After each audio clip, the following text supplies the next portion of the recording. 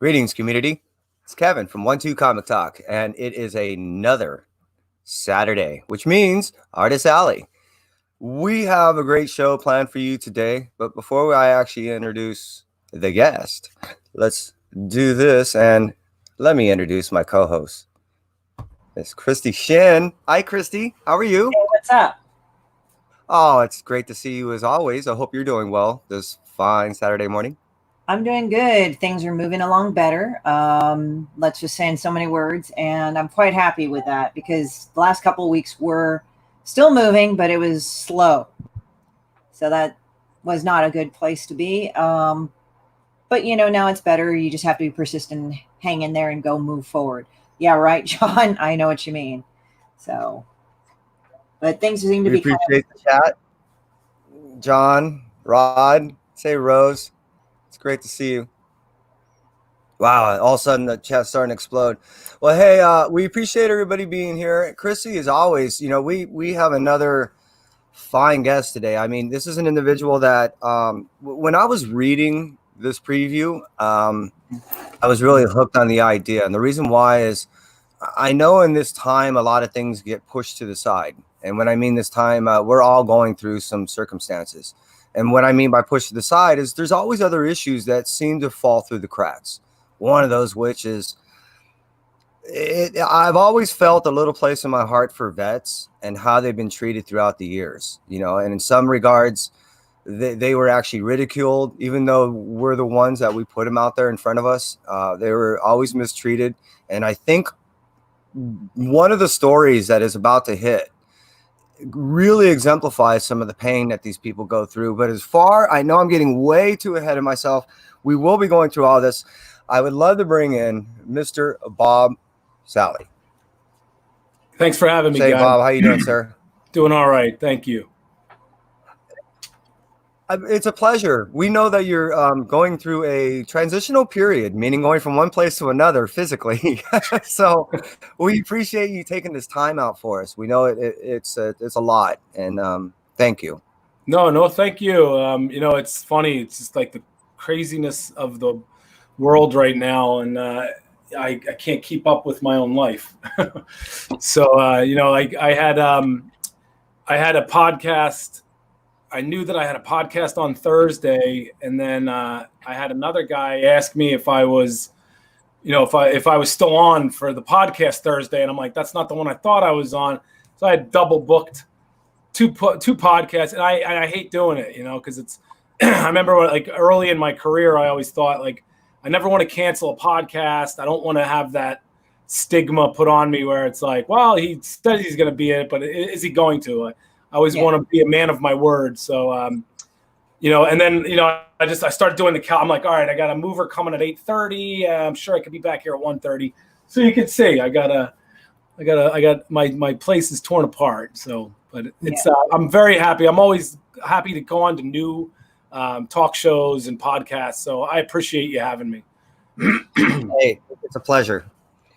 So what I would like to do is, for the community, touch on a few things. Meaning, as I was doing a little research and I was going through some of your bio, I was noticing that you've been on the scene for a little while. I would say within the past decade, right? Yeah, I mean, I feel like I probably started self-publishing in 2011.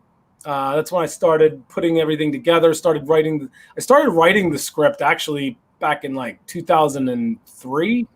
That's when when you say script, you mean Salvagers. Salvagers was the first thing that I ever wrote. It's Garbage Men in Space. I've always been a huge fan of Star Wars, and I don't know. I kind of as a kid, I always thought someday I wanted to create my own universe. And then you kind of life goes on and you do different things, and then something happens, and that that passion comes back. So I started writing Salvagers and trying to, create new creatures and alien races. And part of I was always a big Star Trek fan too. And what I really liked about Star Trek was, what different alien races did, I was kind of fascinated with where, Klingons were a warrior race. but it's like, well, somebody's got to build stuff and somebody's got to go out and like cook stuff. So it's like, just to be like a warrior race, like there's got to be other elements to your people rather than just, this is the only thing you do. So I kind of, wanted to make this comic, the reality of science fiction. Like one of the other things was like, whenever you watch a science fiction movie, no matter what ship any of these people get into, they can fly it. Like they know exactly like where the ignition is, where everything is. Like it's like almost like in Star Wars, it's like there's a standard way to build a cockpit, and everybody that knows how to fly can go into any ship and know how to fly. So in the scripts that I wrote, like there was times like where, an alien, like he gets into a ship and like the one looks at him like, all right, let's go. And he's like, I don't know how to fly this thing. And so it's like, I wanted to really bring a sense of, reality to science fiction with salvagers. So yeah, I mean, I started writing it and, I didn't really even think that I was going to make it into a comic book until probably like 10 years later. And I thought it was going to be super easy, which I found out it was super difficult, especially when like, social media wasn't really a big thing. I didn't know anybody in the industry. So I just started going to conventions and started to meet artists and, it kind of went from there. So again, Salvagers was your first project. It was your first piece. That's what got your feet wet. So it allowed you to go ahead and understand how should I say, aspects of the industry kind of work. Yeah, now, and even just how to write a comic book. Did you feel in the project you actually got to grow in that? I mean, did you actually feel you accomplished what you want and actually grow from that project? Yeah, absolutely. I was just talking about this with my publisher the other day, is that going into it, like I remember being back in college and it was like you have to either take journalism or you can take poetry. And I was like, I don't really want to write about real things. Like, when I was in college, I was like, real things are boring. Like, I want to be able to write anything. So I took poetry, and I never wrote poetry before. So I'd go into the classes, and you'd have assignments, and then you'd go into the classes, and the teacher would say, like, who wants to share? And nobody would raise their hands, and I would be like raising my hand. And the teacher was just like, why are you always so eager to share? I'm like, because I don't know what I'm doing. And the only way that I'm going to, figure this whole thing out is to have people criticize my work. So the same thing with comics. When I got into comic books, I had no idea what I was doing. So I gave it to a lot of critics, and and I would tell them, the one thing I would tell all of them, and I'd be like, give it to me straight. Like, I know that it's not perfect. I know that it's not amazing, but I need to know why. Like, I need to know why it's not. And so really your feedback, the constructive criticism, the negative feedback is what's going to help me the most. So I just was really like receptive to that. And I asked for it. And I knew that, what I was writing was not Alan Moore. And that, there was a part of me that wanted to get to a point where I could write like Alan Moore. And I'm nowhere near that right now. So I still hire editors and I still give it out to people like you. And I ask for the good, the bad, and the ugly. So I definitely I've come a long way from where I was writing Salvagers. But that, I still have a long way to go after that. Well, actually, let's go through that journey now. So we now go to Ogre. That was essentially your next project that you had published. Now, Ogre actually is a world in which that you decided to expand upon by releasing, after which, Ogres. Yes. Which is not necessarily a continuation. It just is a standalone, but within the world tale. Absolutely. So as a person kind of going through that, could you kind of bring the community first through the Ogre and then kind of bring us to how Ogres came about and that lay of the land?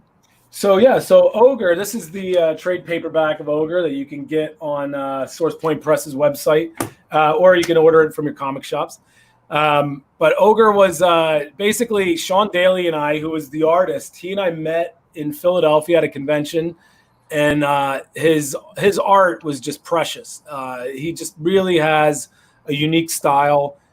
He watercolors his pages, which are beautiful. So he and I just started talking, and we knew that we wanted to work on something. He was working on Samurai Grandpa. I was still working on Salvagers.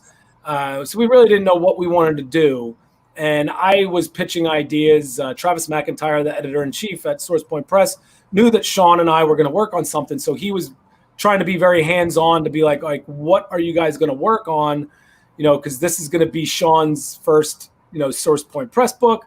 And we wanted to really make it next level. And I was throwing ideas at Travis, and some of the ideas he twisted around, and he made it a little more interesting. And so we came up with this idea of this fantasy world where there's two sides against each other, but that's it's really like the war that's going on in Ogres is just kind of like the backdrop. Where the story could be told. And at the time of writing it, Ogre is a story about an ogre who's chained to a corpse, and he's haunted by the ghost of that corpse. The ghost is encouraging him to go on an adventure that he doesn't want to go on with people that don't want him there. So he is, and we find him in a prison cell in this castle that's under siege with these guys that don't like him. And he's talking to a ghost. So as I started writing it, it was just about the time that Trump was elected.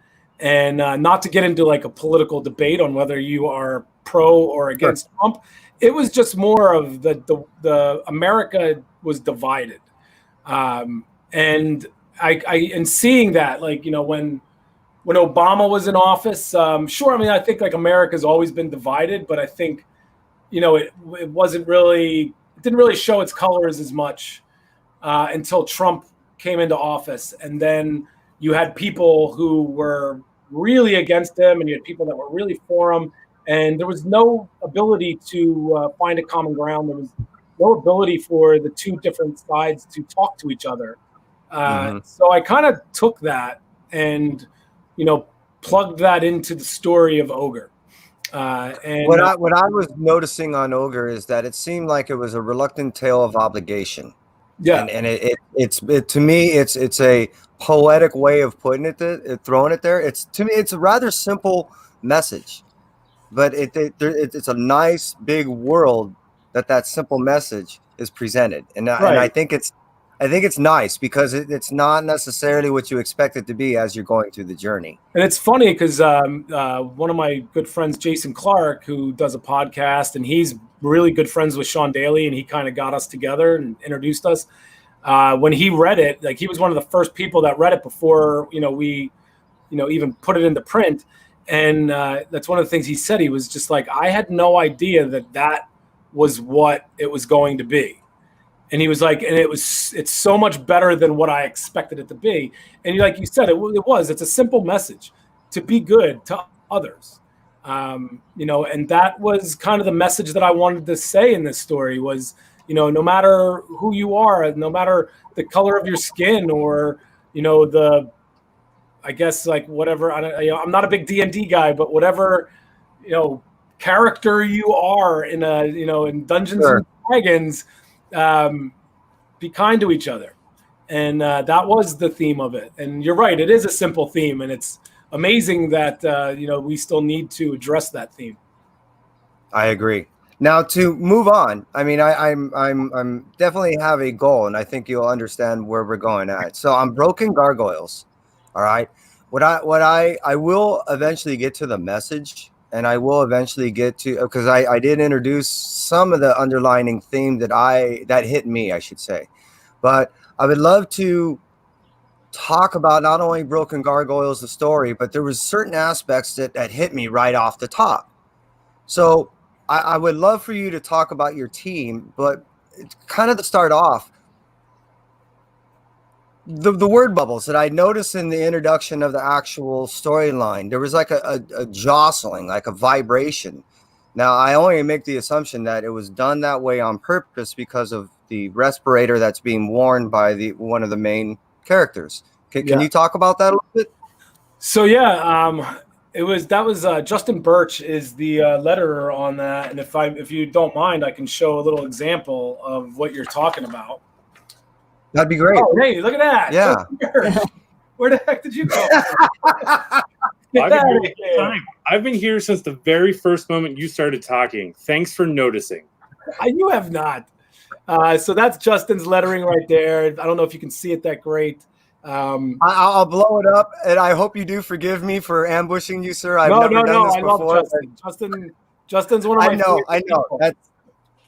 That's why I did so it. as you can see, like when we were discussing the speech bubbles of Prescott, that's gentleman here, he's wearing a suit, and he's got mechanics in there keeping him alive. And like I always liked where Iron Man, when you read Iron Man comics, like Iron Man didn't have the normal speech bubbles, and I believe there's so many different other characters that don't have that normal speech bubble because their speech doesn't come out normal like we do. And I told Justin, I was like, I want something that's like that, but also like I wanted to say like this is a diesel punk comic book, so like I wanted to like just the bubble alone, I wanted to beat diesel punk, and he did a great job with it. He even had like added that coloring. How do you feel that you reflected what he was going for as far as his goal? I was hoping that, well, I kind of dug myself into a hole because I made it super complicated, and now I have to replicate that like every time. So I wasn't like, that forward thinking about it. Life lesson.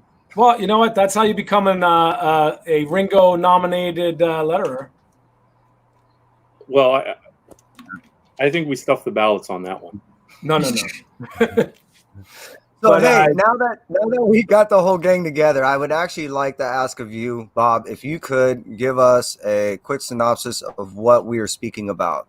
Broken Gargoyles. So Broken Gargoyles is a post-World War I diesel punk story, like alternate history of two men that have come home from World War I, broken, disfigured, and ultimately forgotten by their government and their country.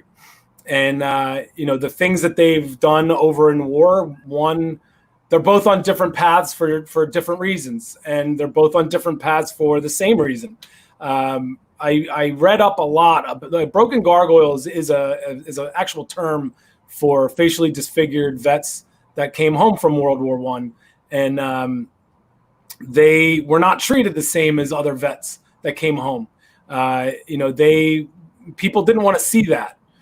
They lost their jobs. They lost their families. A lot of them went into alcoholism. A lot of them ended up killing themselves. And there really wasn't a big, there wasn't really like a big, place for them. There wasn't a big movement to like help these people. And right. When I read, the more and more I read about it, I wanted to use it. I wanted to, because I felt like it's something that's topical now, as well as what was going on back then. And I think that, I am not a vet. I talk to a lot of friends of mine who are vets because it's one of those things you want to tread carefully on. Writing a story like this when you can't say that you've experienced these things. But I really think that it's important that the message comes off that these people come home and we don't know what they're going through, and we should ask, and we should raise awareness to it, because I don't think that a lot of them want to talk about it. The people that I have talked to in my own community, I reached out to them.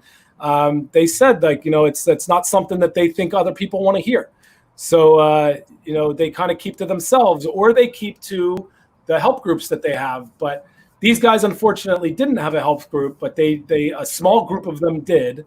And it was really interesting to read up on it. And there was a woman who she did ceramics, and she started making facial masks for these people to cover their wounds, so they could go out into the community and people not look at them like they were monsters. So right. If I could touch on that, actually, there was an individual. I believe it was 1921. Anna Coleman Ladd is the individual that you speak of. She was an American sculptor, who made masks for wounded soldiers. Now, she married a physician and moved to Paris. And that's where she was making masks to allow soldiers to reassimilate back into the system. Unfortunately, during that time, a lot of soldiers, even through the civil wars that were happening from the middle 1800s and all the way up into World War II, they were actually in freak shows. So unfortunately, like you were saying, there was no safety nets for these vets. Right. So I think what you bring upon is something that is a problem that still exists, like you said, modern day. But what you do is you actually tell it in a version from World War I to show that this is still a problem that exists today. Right. And I think, you know, I wanted to do it because I love like the whole Mad Max, you know, diesel punk kind of genre. And going through the story, obviously, you know, the story of them takes place post World War I. And if you look at like the timelines of like when steampunk takes place, and then when it moves into diesel punk, and then ion punk, and you know, so it fit that like that time period is a diesel punk era, and it's one of those things I just felt like the story, the content, like it all just kind of fit to be diesel punk, and then to be able to, if I can show another thing, like to be able to like put things into your story that, you know, this right here is a billboard where it says support third term, and it's a real billboard, but I changed it from it was actually it was like no third term, and so I turned it into support third term to kind of like emphasize like that this world is different, and that, you know, the way our world is, like there's a fine line of where, you know, it could be, you know, it could be what we think it is, where, you know, democracy reigns, but on the other side, like one simple thing, one simple act. I mean, we're in a place right now where like our president's, you know, talking about martial law. So I really wanted to bring elements to the story where people could look at it and say like, God, you know, like back then, like life could have really gone that way. And, you know, and then in the next story, we're meeting the characters. And then the next story, like we're going to get into agriculture and where the world, you know, where the world was back post World War I with agriculture. And then, so you come to read the reality of what the world was like post World War I. And I could sense like there was like this utopian society that was really trying to push out this dystopian society. And they were both kind of coexisting. If you ever read like Grapes of Wrath, which was a story that kind of like reading that was, it was a big influence on writing this story. You read it and you could feel like this was a really rough time for America. But then you could also see on the other side of it, it was a time for some people, it was a time in America where they were thriving. So that was, you know, all of these things like I threw into my notes to try to come up with the best story that I could possibly tell. And I'm glad that people are liking it. Justin hasn't even read it. He just cuts and pastes the dialogue and sticks it in there and makes it look all funny. Yeah, I don't read books as I'm working on them if they're uninteresting. So I definitely skipped this one. Right past it. Wow. So is this the first book that you two have worked on together? I think it is. No. Is it? No, you did. I didn't write it, but you did the Salvager's Contagion, right? Yeah. Yeah, so I think that's when you and I first met, was when David Hayes brought you on for that. So, yeah, and then and his work is it's all right. So, figure bring him on. So it fits the budget. Is that what it is? It works within the budget. It's Justin's awesome, and I worked with the letterer HDE. He lives in England, and I love his work too. But there was a part of, you know, to get on to another part of this business. When I first started working on comics, everybody I worked with, my first artist lived in Long Beach, California. Our colorist was from France, and our letterer was from England. And when I would go to conventions, like I was by myself. And then I brought this one artist on who was from Utah, and he and I went to this convention in Wyoming. And we sat together, and we sold all our books, because when you tell somebody like, you can get it signed by the writer and the artist, they're like, absolutely. So I really started to get a feel for like what I wanted to work with people that I could meet at a convention. Like we could sit down, like Sean and I have sat down at conventions and had drinks and talked about the project. And Justin being at the convention, if somebody's buying a book and Justin just happens to be at the table, because where else would Justin be at a convention? You have like, you're like, the letterer can sign it, and they're like, no thanks, and they every time.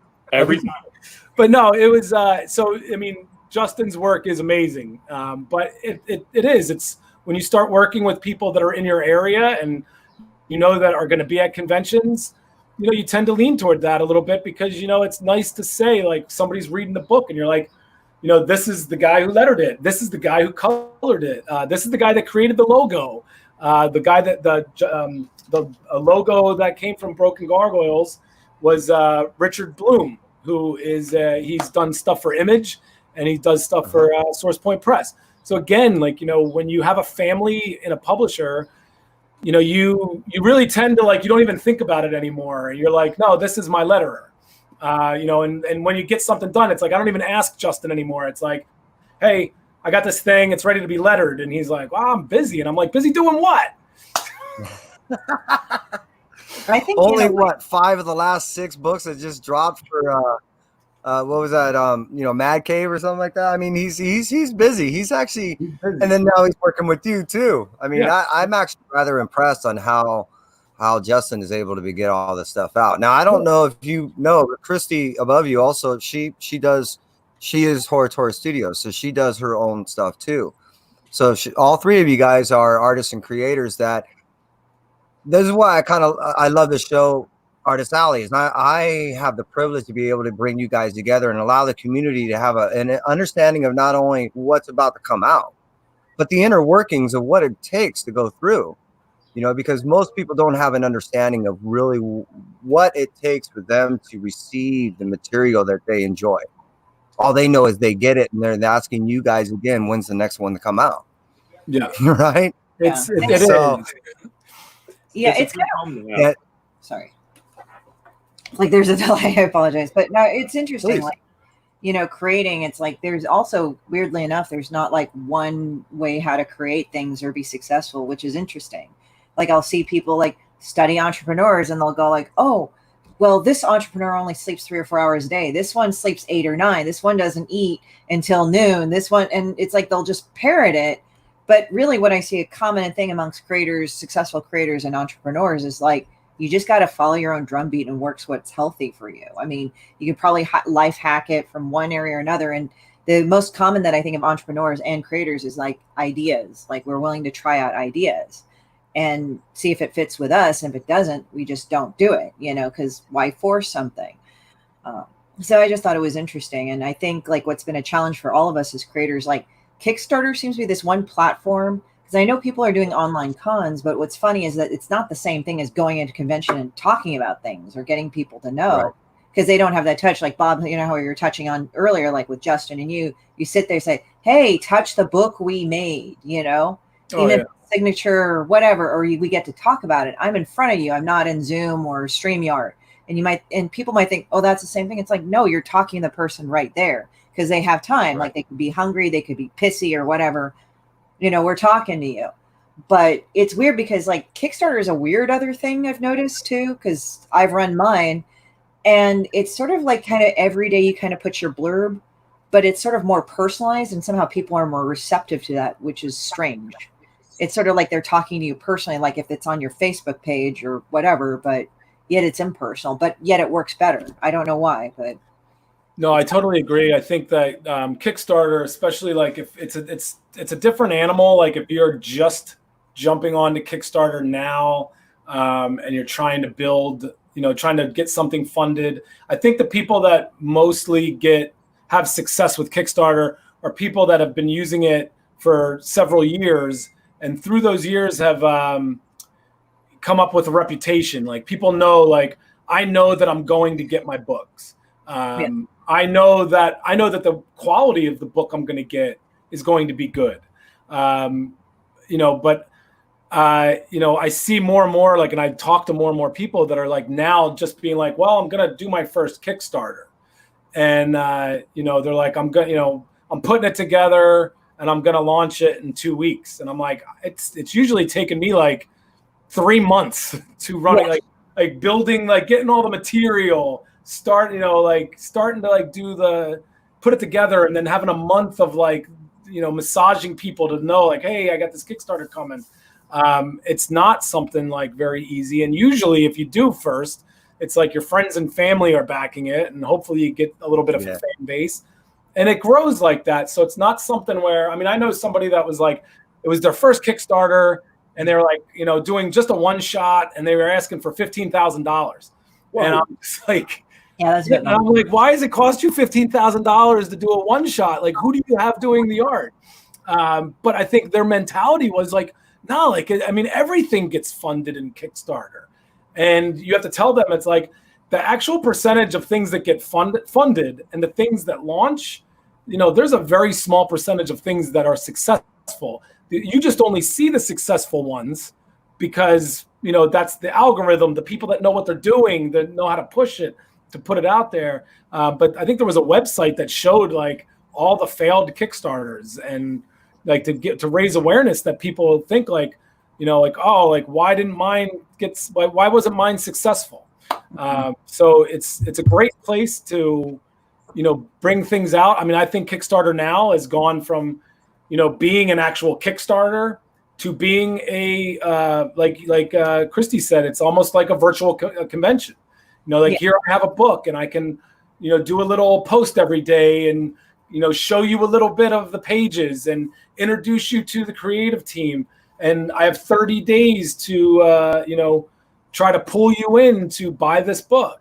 But I don't really hear too much anymore where somebody's running a Kickstarter and they're like, we need this money. It's more, the more and more I see now, it's like, this is where I'm selling it. I'm selling it on Kickstarter. Right. And which I do want to touch on is that like you're basically saying that people don't understand that Kickstarters is almost like it's been legitimized, I should say, by individuals such as yourself. And on this show, we've had now over 6 Kickstarters that have been fully funded, 5 of which that I know that have gone out. So nice. You would be 7. And, it does take a little bit of time for an individual, both as a person that wants to buy or a person that wants to pitch their stuff on Kickstarters, to have an understanding of how they work and actually have trust in it. You know what I mean? And it's something that, another thing that we want to do on this show. We've now shown so many people been able to do it on this show that I think people are now getting comfortable with the idea of either 1, being able to support it, and or 2, being able to consider that this might be a platform for them if they want to launch. Oh, great. Which, it makes me feel good, this is the segue to, let's talk about your Kickstarter. So let's talk about Shelter. Shelter Division was my second project. That's the project that got me into Source Point Press. It's mystery and monsters, all embedded into a secret government organization. You have the son of Bigfoot, the Roswell alien, and this guy Emmerich Chaplin, who's been alive since the 17th century. That's just the main characters that we're following right now. And they have fallen into a mystery where these people are trying to steal these elements, and they have theorized that these elements are combined are a way to open up a doorway into different dimensions.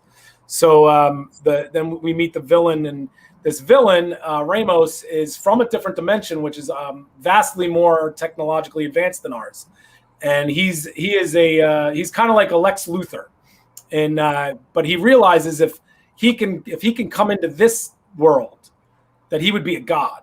Like it would be like almost like if we could be like in, back in like the 16th century with all the technology that we have now, we'd be unstoppable. Right. And that's what he sees it as. So he wants to bring like his people into this world so he can take it over. And we follow, Biggs, who is the son of Bigfoot, and Roswell and Emmerich.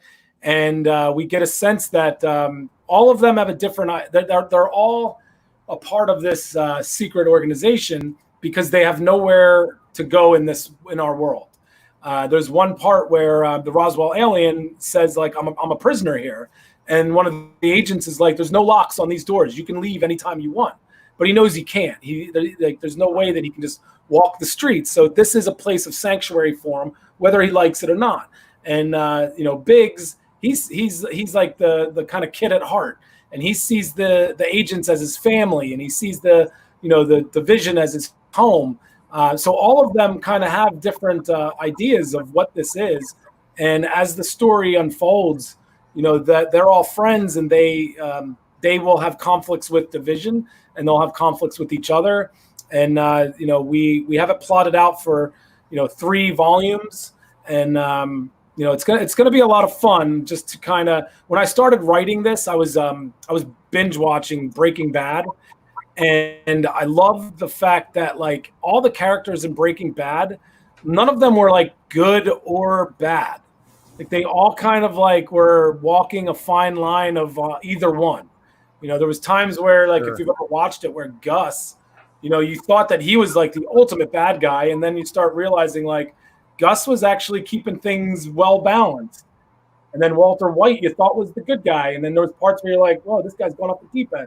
I mean, there's even times that his wife, you were like, wait a minute, she's not even good. So I really was like, I took inspiration from that, where I was like, I don't want any character to be ultimately good or ultimately bad. I want them to be real and go from there.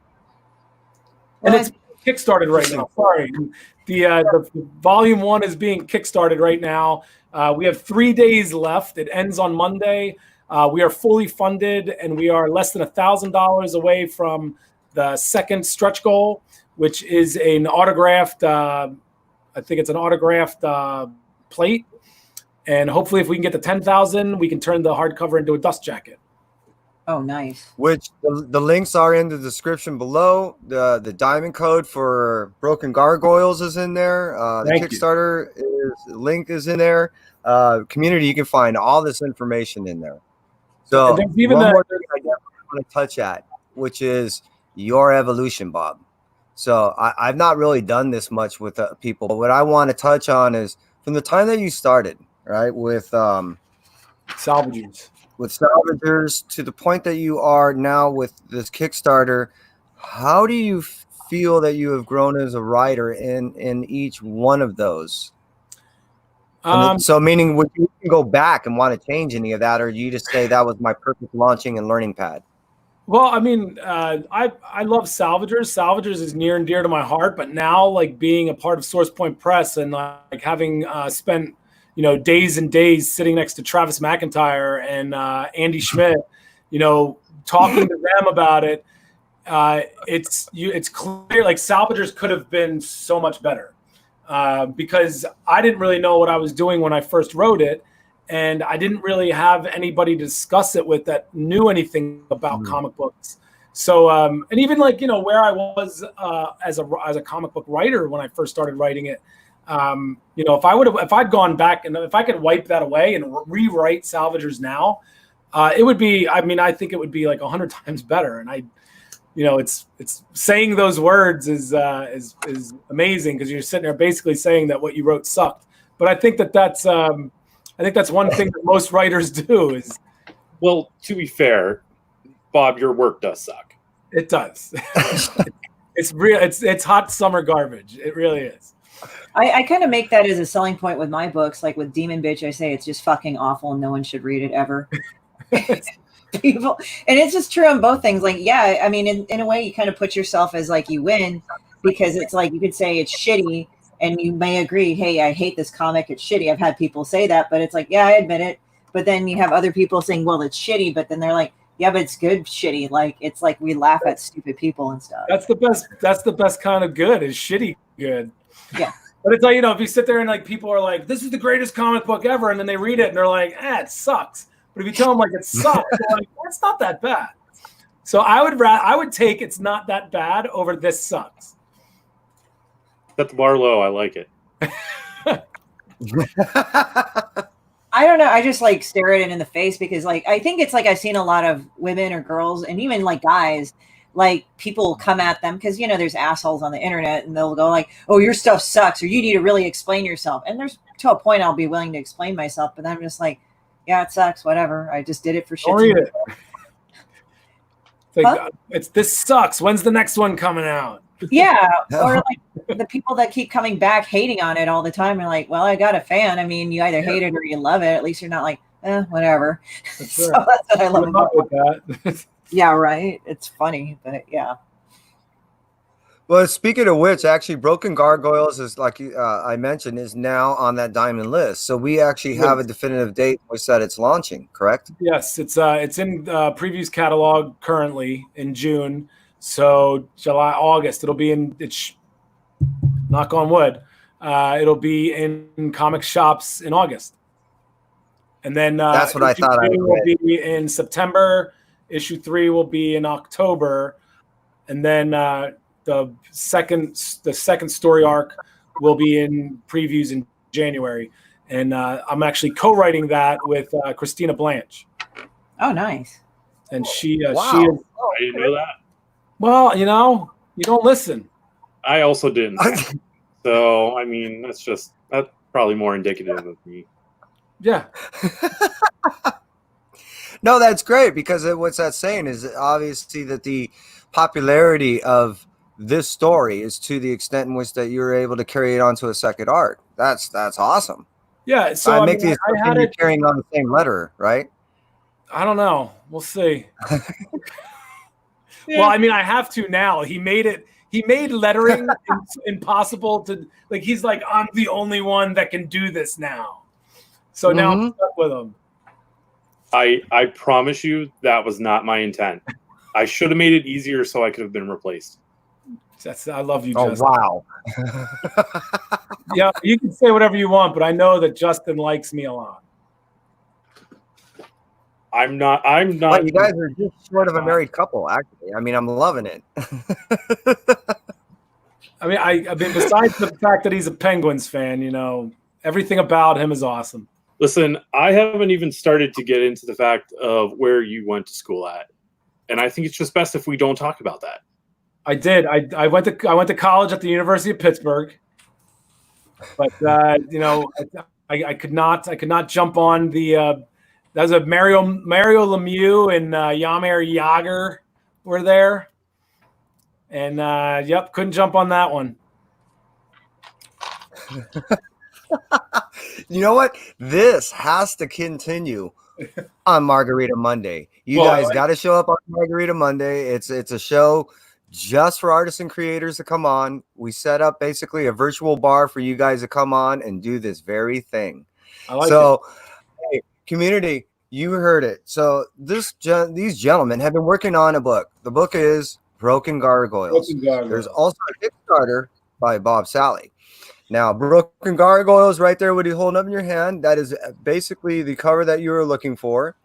And please look at this Passworks. Ogre and Ogres is a great tale. It's a very simple story that's elegantly told.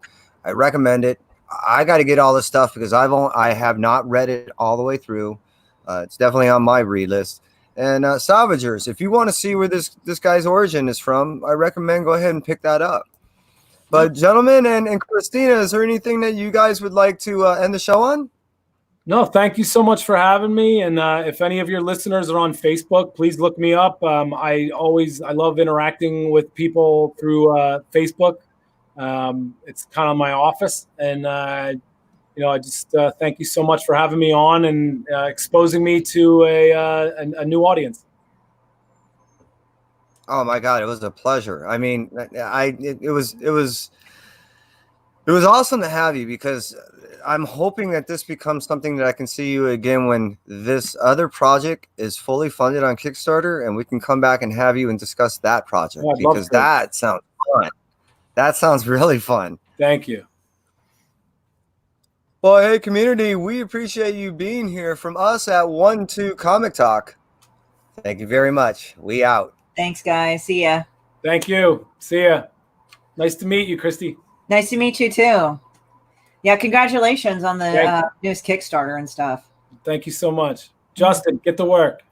I actually stopped working so I could am. I'm sorry. I'm sorry. I'm sorry.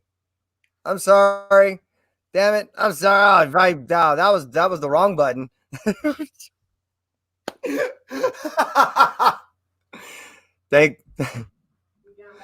Thank you, Justin. Sorry I killed everybody. Yeah, you're fine. God damn it. Hey man, I appreciate you for being here, and yeah, that worked out really well. I think we're still alive. Are we really? I believe so. Oh, that's awesome. I'm just going to keep talking shit on Bob.